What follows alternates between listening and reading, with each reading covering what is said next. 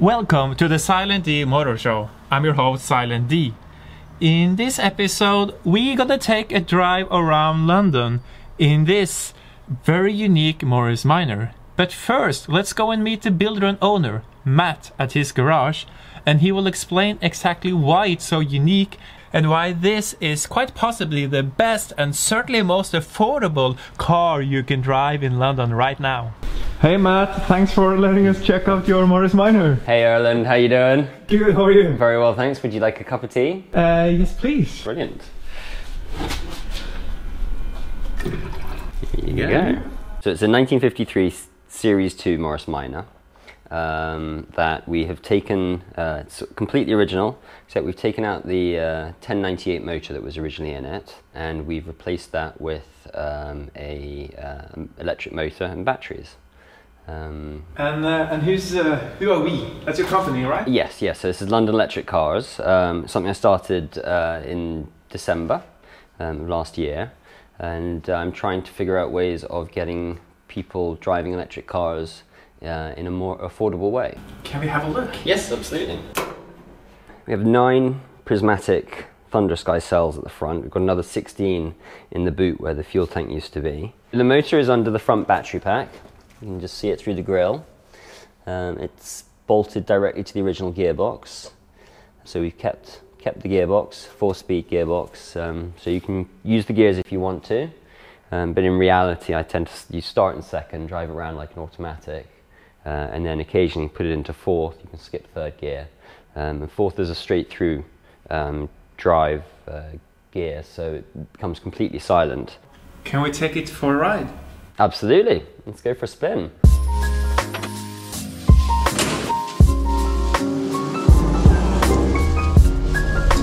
So we're in second gear right now.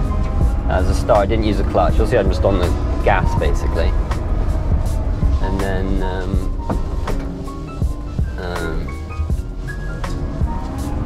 when we get going, I'll stick it into fourth. It just becomes completely quiet. But here, watch, if we stick to fourth, so clutch in, into fourth, now we're in fourth. Can you hear that's a straight through drive? Completely disappears. So the Morris Minor is basically the Volkswagen Yeah, Beetle it's the British England, Beetle, right? exactly. They made over 1 million of them. They made them for sort of 20 years basically, maybe 25 years. Every British family has like a story of, you know, the minor in the family. And they made, like I've seen the pickup, van, convertible. Yeah, the Traveller, the convertible, and then also quite often they'll take the saloon, the 2-door saloon like this, and turn it into a convertible. But yeah, they made tons of variants. The vans are very sought after. And it's one of those cars that, you know, you find them everywhere. And that's part of the sort of argument of getting people to drive old electric, sort of old cars converted to electric, is just that they're cheap. Getting spare parts for it is really easy. Every junkyard seems to have a few in them. And they're just so easy to maintain. The average journey in London is 4 to 5 miles. This has a range of 45 miles, which is, I've done that. You know, some people might say, oh, that's a bit short, but it's been done because it's much cheaper. The most expensive part of the car is the battery pack. And in this case, it's got a 13 kilowatt battery pack. If you compare that to, say, a Tesla, where I think the base model is now 75, it used to be 65, and they got rid of that, and I think it's 75. So there's 75 kilowatts to 100 kilowatts. This is 13. You can imagine the difference in cost. But if the average journey in London is 4 to 5 miles, and this can do 45 miles on a charge, I charge it once a week. I charge it at home. Yeah, just sort of when I feel like it, really. And you told me earlier that it's about £1 per charge, so yeah, you spend 50 quid a year. Yeah. Well, and then as you were saying, you don't condone it, but there's an awful lot of unclaimed 13-amp sockets lying around London, and people are very generous. You know, if you rock up in your electric car, and you say, do you mind if I plug in for a few hours? They say, yeah, go for it. You know, and they want to talk to you about it. So, to be honest, I rarely pay to charge it. We're in the congestion zone right now, which means that to enter it, you have to pay it's £12.50 these days. Per day? Per day, yeah. But with this being an electric car, it's free. Road tax, this is free. It's also free because it's an old car. And so if your car's over 40 years old, you don't pay road tax. And what about insurance? So insurance, it's classic car insurance, but you then call them up and say it's been converted. And they'll generally then use that as an excuse to charge you a bit more. But not a lot. You also become really aware when you're in a car like this how gross all the other cars are. You know, it's just that they're all just sitting here, particularly these taxis. Just blah, blah, blah, blah, blah. I smile at other electric car drivers because we're the sort of fellow non-polluters, but obviously they can't tell that I'm an electric car, so they just think I'm crazy. So there's like nothing on this car other than the lack of the noise of the combustion engine that would give it away? Well, the lack of exhaust pipe. Oh yeah, well there's that. And then the fact I've got a big sign in the back window, but you only see that if you're behind me, so... So people are being like really nice to you when they drive around in this, right? Oh, you totally. can get away with anything. Yeah, yeah. So for example, I'm about to make a right-hand turn here, and I'm not allowed to make a right-hand turn, but I don't think anyone's going to complain. No, hold it, I can't do this. There's a police car here. He's going to give me shit. Maybe not. I don't know. So what would you say are good cars to do this kind of conversions?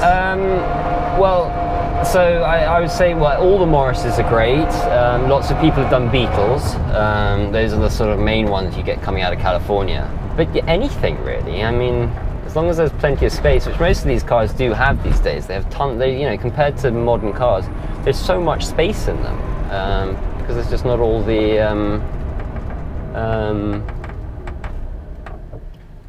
What about a Volvo 240? Hell yeah! I think that'd be awesome to do.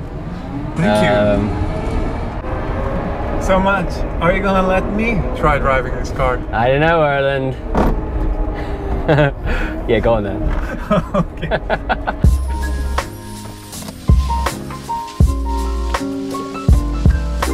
So, what do I gotta do? Just we'll try. If you put your foot on the gas, you'll hear the motor just spin a little bit gently. Can you hear that? Okay. So then you just put it into second gear. You don't need to put the clutch down. Oh. Straight into second gear. There you go. And you go.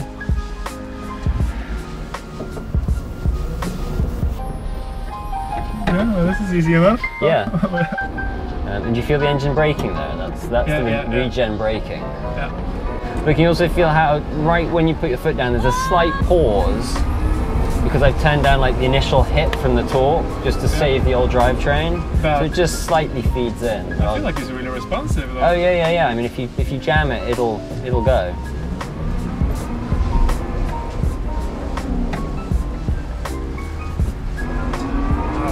This is fun. This is awesome. I love this. But thank you so much for letting me shoot this episode, for letting me my try pleasure. your car. Absolutely, it's been a lot of fun. Yeah, I think so too. And also thank you so much to you for watching. If you enjoyed it, then please click the subscribe button, click the like button, share it. You know how it goes, and I shall see you next time. You've missed Big Ben bonging for the last time for like 4 years. Everyone got terribly emotional about it for no particular reason. What's that about? Big Ben, they're repairing it. Can you see how they're covering it all up? So it stopped bonging, stopped its ringing. Then they all got really all the traditionalists got really upset about it.